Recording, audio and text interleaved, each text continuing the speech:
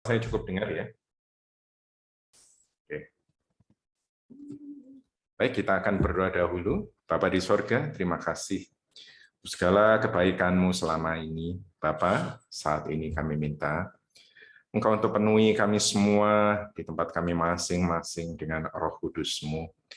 Buat kami dapat mengerti ya Bapa apa yang Engkau mau ya Bapa.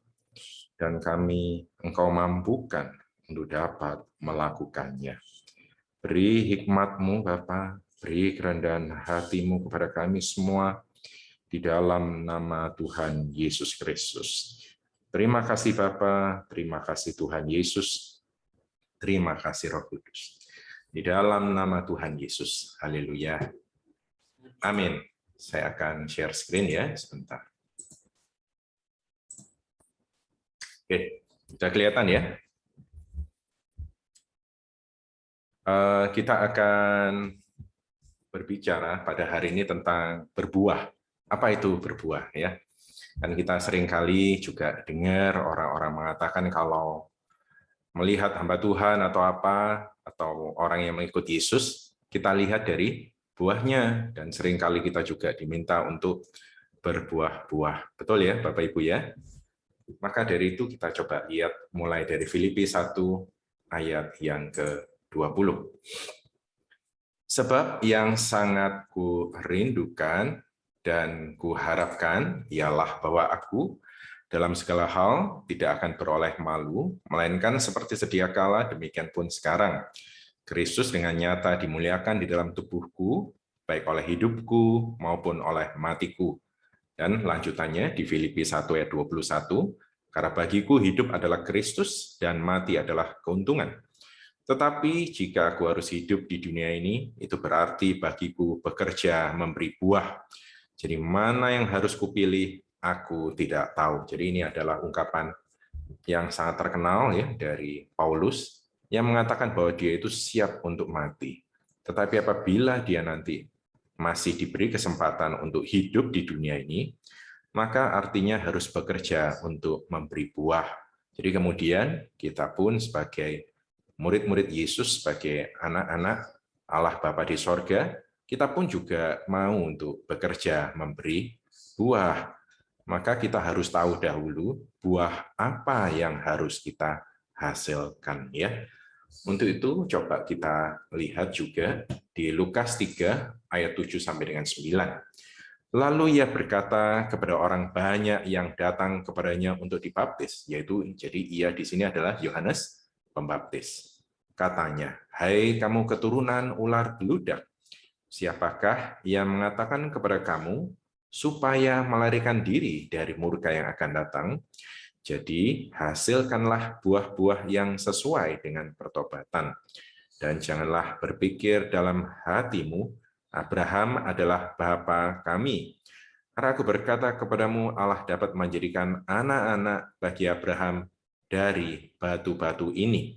Kapak sudah tersedia pada akar pohon, dan setiap pohon yang tidak menghasilkan buah yang baik akan ditebang dan dibuang ke dalam api." Jadi ini adalah ungkapan yang dikatakan Yohanes Pembaptis ketika dia memberikan baptisan di Sungai Yordan dan orang-orang banyak yang datang.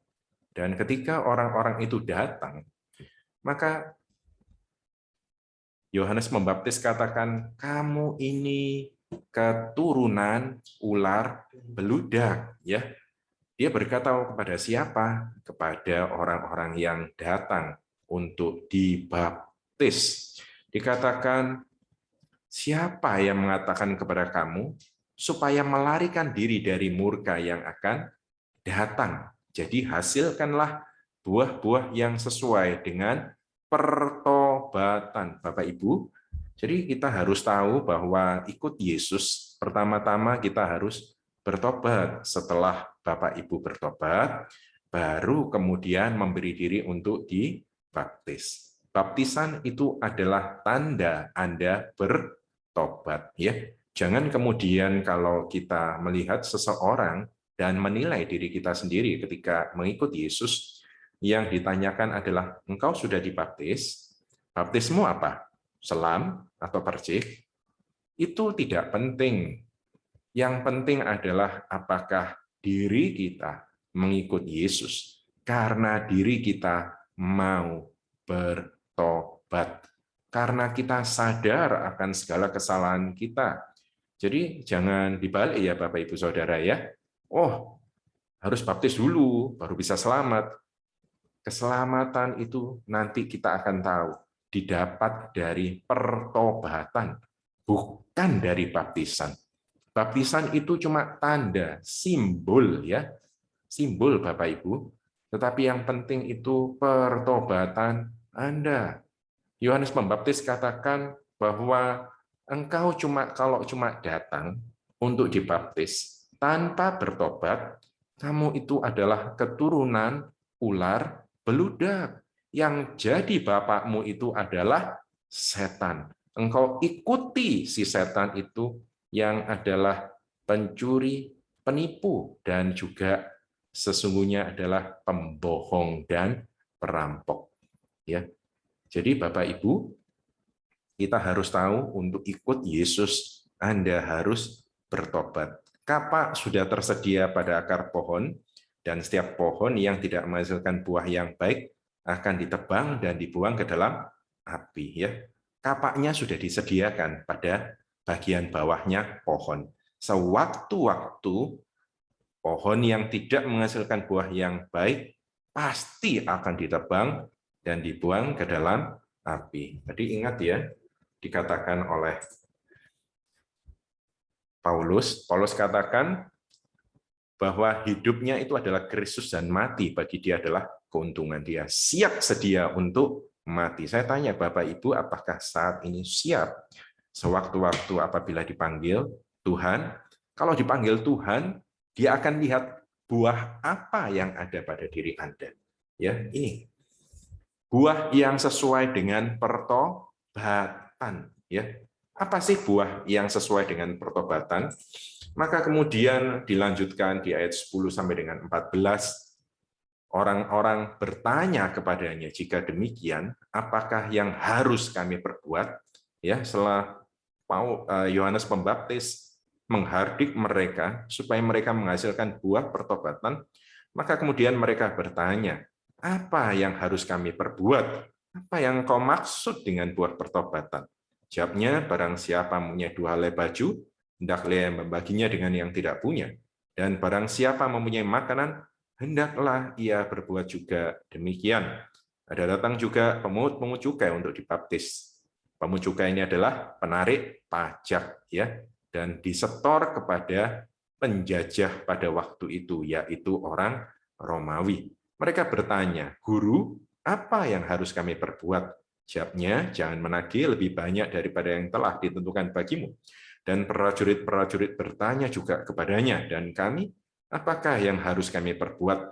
Jawab Yohanes kepada mereka, jangan merampas, dan jangan memeras, dan cukupkanlah dirimu dengan gajimu. Ya, maka yang disebut dengan buah pertobatan adalah saat Anda belajar untuk berbagi, saat Anda mau berbuat kebaikan, saat Anda berhenti memikirkan diri Anda sendiri, saat Anda berhenti untuk berbuat jahat.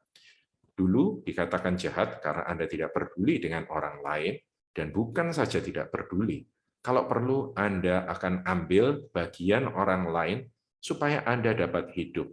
Perkara orang lain dapat hidup atau tidak itu bukan urusan kita.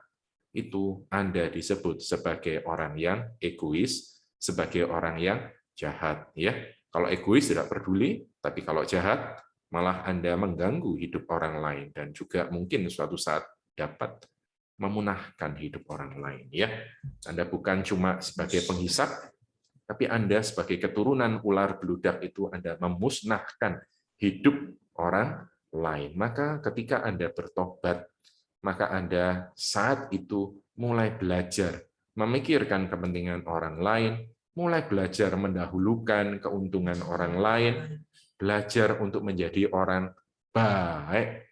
Ya, ingat ya Bapak Ibu ya, seringkali kita terjebak. Lebih baik kita jadi orang benar daripada orang baik. Betul, orang benar pasti baik di hadapan Bapa di sorga. Dan Bapa mau kita berbuat baik kepada setiap orang. Setuju ya Bapak Ibu ya? Maka kemudian kita tahu saat ini adalah yang dimaksud dengan buah pertobatan. Kita lanjutkan di Matius 7 ayat 15 sampai dengan 20. Ini adalah ayat yang sering kali terkenal ya, dan sering kali digunakan tidak pada tempatnya. Kita sering kali kemudian menggunakan ayat ini ya, ada beberapa pihak yang menggunakan ayat ini untuk menyerang pihak yang lain. Tetapi kita sebagai orang-orang yang dewasa akan menggunakan setiap firman Tuhan untuk kepentingan diri kita sendiri. Kalau mau ditegur, maka itu adalah ayat-ayat yang dipakaikan kepada diri kita sendiri. Ya, ingat ya Bapak Ibu ya. Jadi kalau ada ayat-ayat teguran, bukan semata-mata, oh ini untuk istriku, atau ini untuk suamiku, atau ini untuk pihak orang-orang lain yang seringkali tidak kita sukai, atau kita iri, atau kita dengki terhadapnya. Ya, kita coba lihat Matius 7 ayat 15 sampai dengan 20. Waspadalah terhadap nabi-nabi palsu yang datang kepadamu dengan menyamar seperti domba, tetapi sesungguhnya mereka adalah serigala yang buas. Dari buahnya lah kamu akan mengenal mereka. Dapatkah orang memetik buah anggur dari semak duri atau buah ara dari rumput duri? Jadi di sini dikatakan untuk mengetahui nabi-nabi palsu yang datang menyamar seperti domba. Ya, kelihatannya itu sangat jinak, tidak berbahaya, tetapi sesungguhnya mereka adalah serigala yang buas, ya, sama seperti ular beludak. Mereka menyamar, gitu ya. Tapi kita akan bisa tahu dari buahnya. Siapakah nabi-nabi palsu ini? Diri Anda dan saya. Ya, kita ini kelihatannya seperti domba. Kalau ngomong Pak Gunawan itu kalem ya, baik gitu ya, menyenangkan. Tapi sesungguhnya dia itu adalah serigala yang buas, serigala yang berbulu domba ya. Wah, sudah banyak merugikan orang lain itu Pak Gunawannya. Misalkan seperti itu. Maka kita lihat dari buahnya. Apakah Pak Gunawan banyak merugikan orang lain? Yes. Jadi Anda tahu bahwa ternyata Pak Gunawan itu adalah nabi palsu. Misalkan seperti itu ya. Ya. Dan kalau Anda dengar seperti ini, nama Pak Gunawannya diganti nama Anda sendiri ya, masing-masing. Oke. Kita lanjutkan ayat 17. Demikianlah setiap pohon yang baik menghasilkan buah yang baik, sedang pohon yang tidak baik menghasilkan buah yang tidak baik. Tidak mungkin pohon yang baik itu menghasilkan buah yang tidak baik, ataupun pohon yang tidak baik itu menghasilkan buah yang baik. Dan setiap pohon yang tidak menghasilkan buah yang baik pasti ditebang dan dibuang ke dalam api. Jadi dari buahnya lah kamu akan mengenal mereka ya. Dan kemudian dilanjutkan ya di Matius 7 ini ya. Tadi saya minta maaf karena persiapannya kurang optimal ya. Jadi ada yang miss. Jadi ayat 21 ya sampai dengan ayat yang ke-23 ya. Tolong bisa Pak Hendra bisa share screen ya. Saya tutup dulu nanti saya lanjutkan. Ayat yang ke-21 sampai dengan ayat ke-23 Matius 7. Bukan setiap orang yang berseru kepadaku Tuhan, Tuhan akan masuk ke dalam kerajaan sorga, melainkan dia yang melakukan kehendak Bapakku yang di sorga. Ayat 22. Pada hari terakhir, banyak orang akan berseru kepadaku, Tuhan, Tuhan, bukankah kami bernubuat demi namamu, dan mengusir setan demi namamu, dan mengadakan banyak mujizat demi namamu juga? Pada waktu itulah aku akan berterus terang kepada mereka dan berkata, aku tidak pernah mengenal kamu.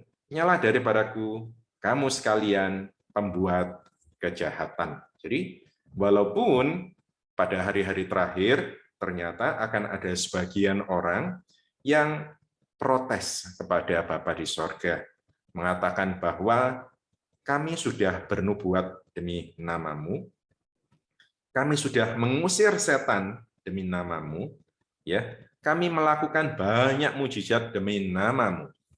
Bukankah orang-orang yang sudah punya fasilitas-fasilitas karunia-karunia seperti ini, pasti orang yang dekat dengan Bapa di sorga, tetapi ternyata Tuhan katakan dengan terus terang bahwa Tuhan tidak mengenal mereka dan mereka adalah pembuat kejahatan. Bapak Ibu, saya seringkali juga dengar ya orang akan berkata, "Dus, aku ini sudah tua, ya, aku ini belum rasanya untuk kerajaan sorga aku nggak lakukan banyak. Aku ini cuma jemaat biasa. Aku bahkan mungkin kalau hamba Tuhan, aku belum baptis orang loh. Siapa yang tak baptis? Paling 1-2 orang. Aku belum mempertobatkan banyak orang. Aku belum menginjil orang-orang juga. Aku belum rasanya bekerja untuk kerajaan sorga. Jadi kalau nanti mati, ya mungkin aku nggak akan masuk ke dalam kerajaan sorga. Buahku apa? Tetapi Bapak Ibu, sebaliknya, Yesus tunjukkan di sini. Orang-orang yang bisa bernubuat. Orang-orang yang seolah-olah sakti mandraguna ya, karena melakukan banyak perbuatan ajaib sampai mengusir setan ya. Tetapi ternyata dikatakan bahwa Yesus tidak mengenal mereka karena mereka adalah pembuat kejahatan. Jadi orang-orang yang dipakai Tuhan dengan luar biasa, tidak serta-merta artinya mereka adalah orang-orang yang berbuat kebaikan. Paham ya Bapak Ibu Saudara ya? Ketika seseorang hamba Tuhan itu melayani orang lain ya, melayani di dalam persekutuan atau wadah rohani seperti gereja, tidak serta-merta bahwa orang-orang tersebut adalah orang-orang yang sudah dalam track atau jalur kebenaran. Jadi dari buah nyala ya, Anda akan melihat kalau yang baik, kalau tidak baik pasti ditebang dan dibuang ke dalam api. Dan celakanya, taunya itu adalah saat-saat terakhir ketika Anda berada di hadapan Bapa di sorga. Ya. Maka dari itu saya katakan ada 2 hal yang dimaksudkan oleh buah itu ya. Yang pertama adalah buah kerajaan dan yang kedua adalah buah pertobatan ya. Kalau buah kerajaan itu seperti Anda diberikan fasilitas penginjilan ya. Bisa Anda punya talenta atau skill, kemampuan untuk berbicara gitu ya, pandai ngomong, misalkan seperti pengkhotbah seperti saya. Kemudian karunia-karunia Roh Kudus, atau Anda juga diberikan keterkenalan, diberikan reputasi yang bagus, yang baik, kemudian kebesaran pelayanan ya secara duniawi. Anda mungkin akan punya gereja yang besar, jemaat yang banyak, tetapi itu adalah buah kerajaan, dan yang Paulus katakan bahwa itu semua dilakukan oleh Yesus, oleh Roh Kudus, oleh Allah Bapa di dalam dirinya, yang memampukan dan yang melakukan itu adalah Allah Bapa sendiri. Jadi kalau Anda bisa bernubuat atau kalau Anda bisa melakukan mujizat atau Anda punya fasilitas-fasilitas lain, kekayaan dan lain sebagainya, itu adalah buah kerajaan yang diberikan oleh Yesus sendiri. Jadi jangan salah ya Bapak Ibu ya. Sedangkan buah pertobatan itu adalah buah-buah Roh Kudus. Tadi kan seperti kebaikan ya. Salah satu buah-buah Roh Kudus itu adalah kebaikan. Kita tahu buah Roh Kudus adalah kasih, sukacita, damai sejahtera, kesabaran, kemurahan, kebaikan, kesetiaan, kelemah lembutan, penguasaan diri, dan ini Anda dapatkan ketika Anda bersedia untuk menyalibkan daging Anda beserta nafsu duniawi Anda.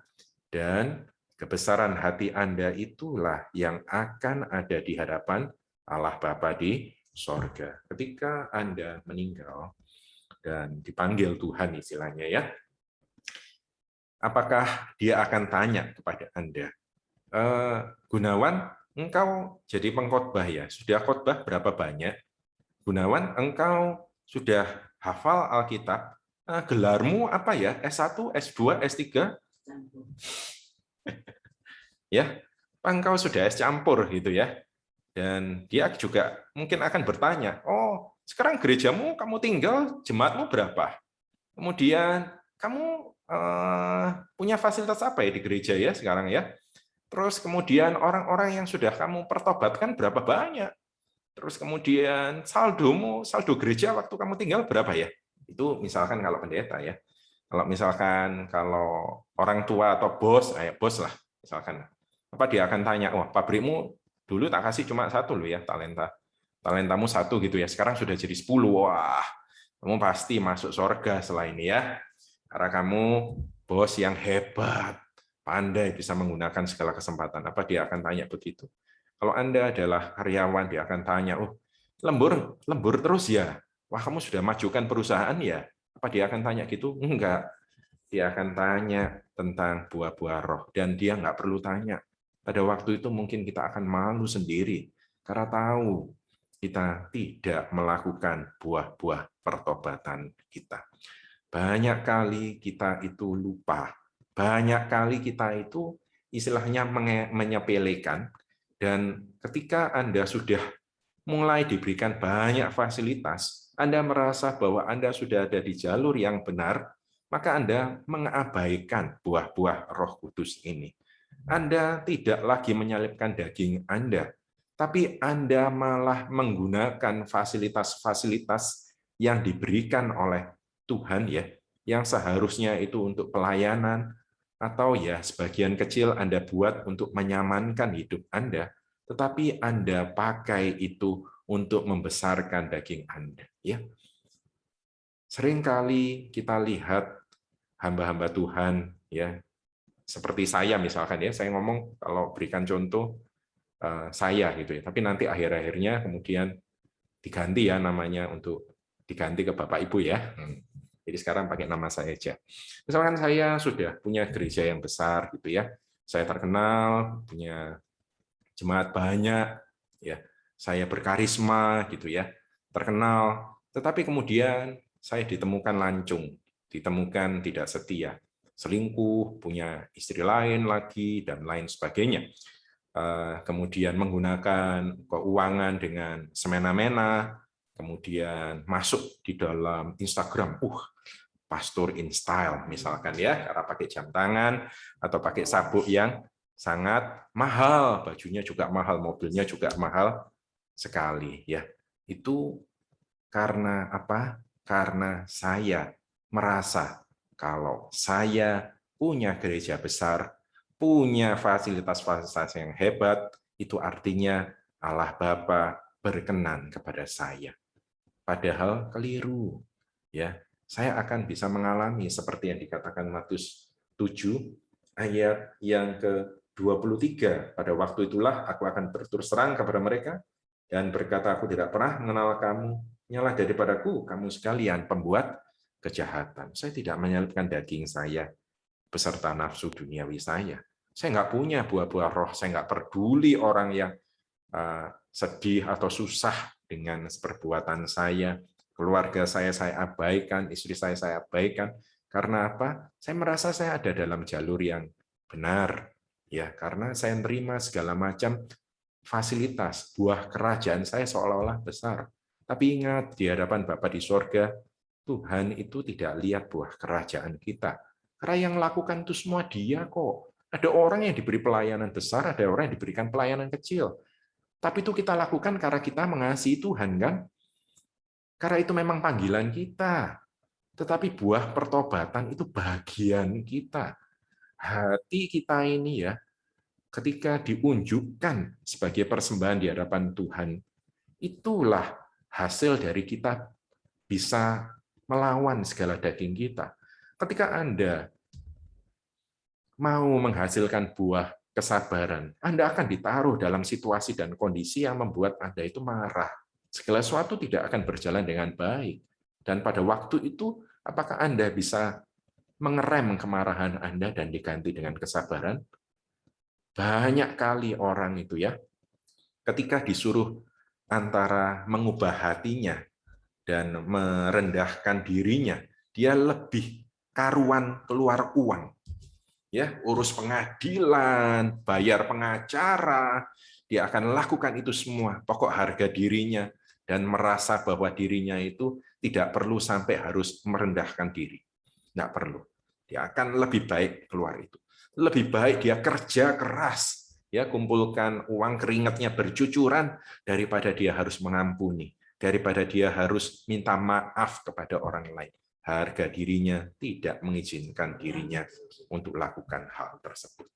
Bapak Ibu, seringkali Tuhan itu cari gara-gara. Anda kalau baca ya, mulai dari awal dikasih pohon, terus kemudian pohon pengetahuan dibilangi jangan makan gitu ya, terus dikasih ular gitu ya, dan kemudian jatuhlah dalam dosa.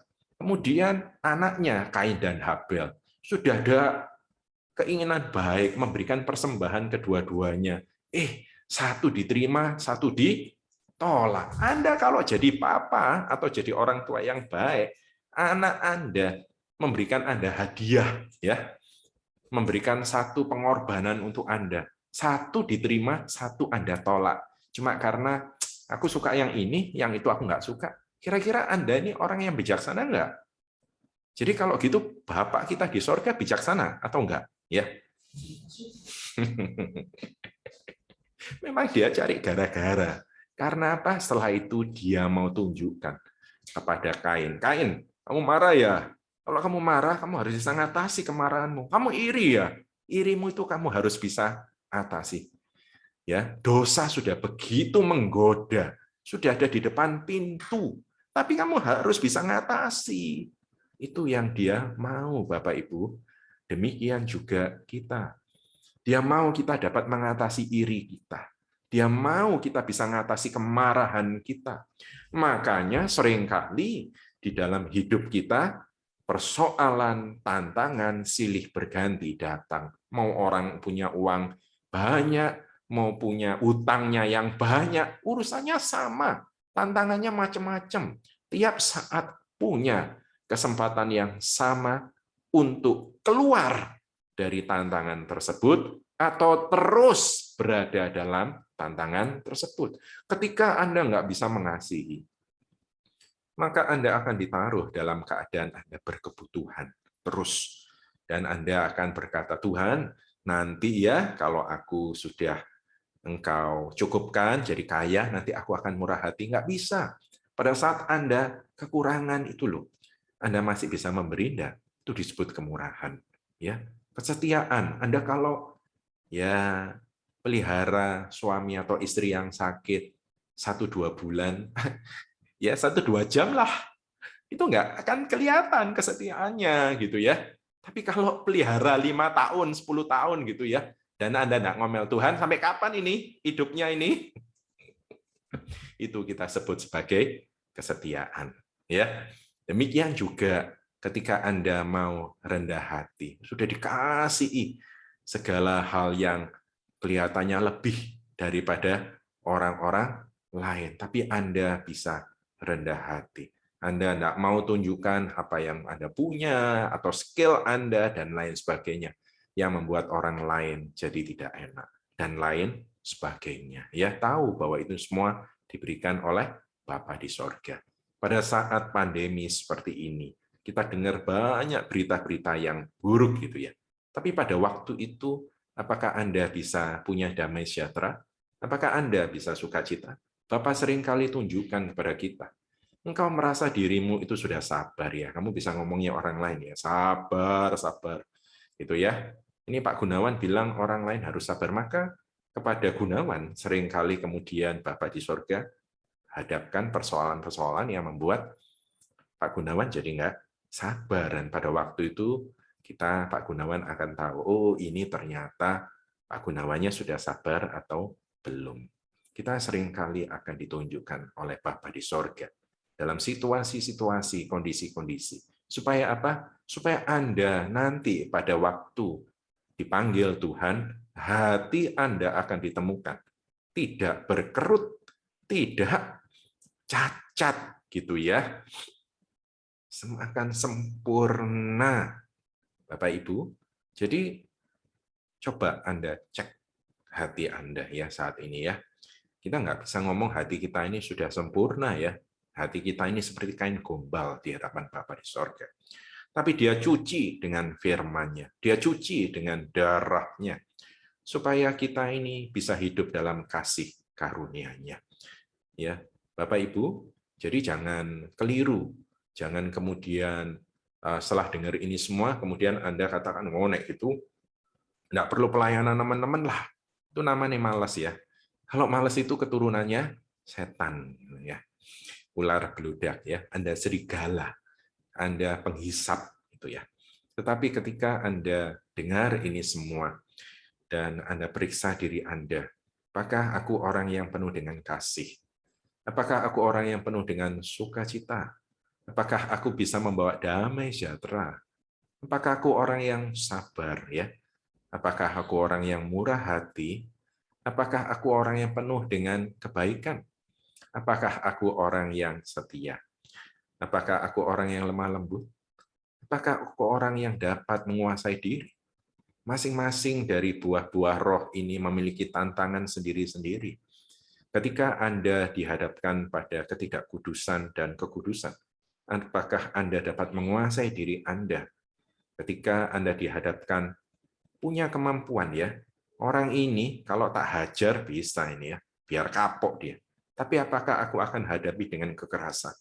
Atau aku hadapi dengan kelemah lembutan ya? Aku sudah tunggu sekian lama, tetapi ternyata pasanganku tidak berubah. Apakah aku tetap harus mempertahankan kesetiaanku? Demikian juga kebaikan. Ketika kita dalam keadaan juga perlu, apakah kita masih perlu baik? Ini apalagi sama orang-orang yang menikam kita dari belakang, ngerasani kita. Padahal kita ini loh, berdoa untuk kebaikan mereka, lakukan hal yang baik kepada dirinya. Apakah kita masih mau mempertahankan kebaikan kita? Apakah kita bisa murah hati sama orang-orang yang kita tahu banyak merugikan diri kita? Apakah kita sabar terhadap orang-orang tersebut? Ya, Bapak Ibu, yang terpenting ketika kita hidup bersama dengan Tuhan, hari demi hari, Anda akan dihadapkan pada tantangan-tantangan yang akan menunjukkan hati Anda ini sudah ada progres kemajuan enggak? Apakah kita ini lebih sabar daripada dulu? Apakah kita ini lebih memiliki kasih? Anda akan hadapi berbagai macam hal yang ajaib. Karena Tuhan kita suka untuk naruh kita dalam hal yang sangat ajaib. Dan pada persoalan-persoalan yang kita nggak bisa pikirkan. Atau kita tunggu-tunggu kapan selesainya. Kalau Anda mau persoalan dan tantangan Anda selesai, cepat Anda perbaiki buah-buah roh Anda. Ya, nanti Tuhan akan beri kelegaan sebentar, ya. Kemudian Dia akan beri tantangan lagi ya, supaya kita naik level lagi. Hati kita akan siap hadapi tantangan. Orang-orang yang kuat, orang-orang yang Tuhan anggap sudah dewasa gitu ya, akan hadapi tantangan yang lebih besar, akan hadapi persoalan-persoalan yang ajaib-ajaib gitu ya, yang membutuhkan sebetulnya penundukan diri lebih lagi.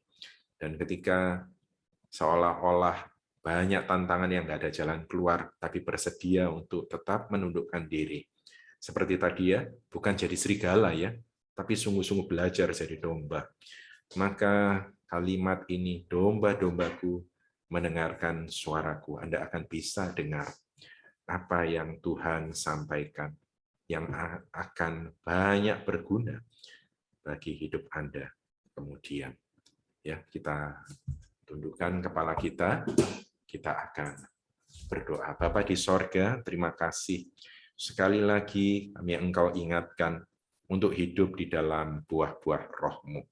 Hidup bersedia untuk menyalibkan daging kami beserta hawa nafsunya. Kami bersedia untuk menghilangkan harga diri kami, ego kami, karena kami tahu ya Bapa, setiap hari waktu kami di dunia ini makin lama makin berkurang. Dan kesempatan kami untuk bertobat, kesempatan kami untuk menghasilkan buah roh, bukannya makin panjang, tetapi makin pendek. Sewaktu-waktu kami bisa Engkau panggil, dan sewaktu-waktu kami harus menunjukkan buah pertobatan kami di hadapan-Mu ya Bapa. Tolong kami semua saat Engkau panggil, Engkau akan dapati hati kami tidak berkerut, tidak bercacat di hadapan-Mu. Terima kasih ya Bapa. Terima kasih Tuhan Yesus. Terima kasih Roh Kudus. Di dalam nama Tuhan Yesus. Amin.